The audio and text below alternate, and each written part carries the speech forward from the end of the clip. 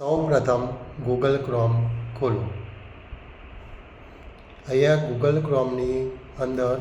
ગૂગલની અંદર સર્ચ કરો SSA ગુજરાત.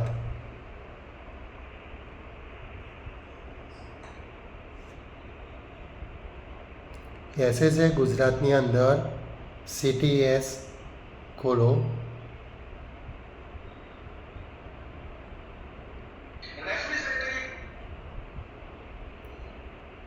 અહીંયા તમારી શાળાનો યુઝરનેમ અને પાસવર્ડ દાખલ કરો. કેપ્ચા દેખાય છે એ પ્રમાણે અહીંયા લખો.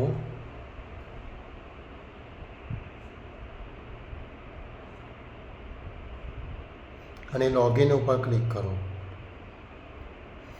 અહીંયા ડાબી બાજુ સ્કૂલ મેનેજમેન્ટ કમિટી SMC દેખાય છે, એના ઉપર ક્લિક કરો.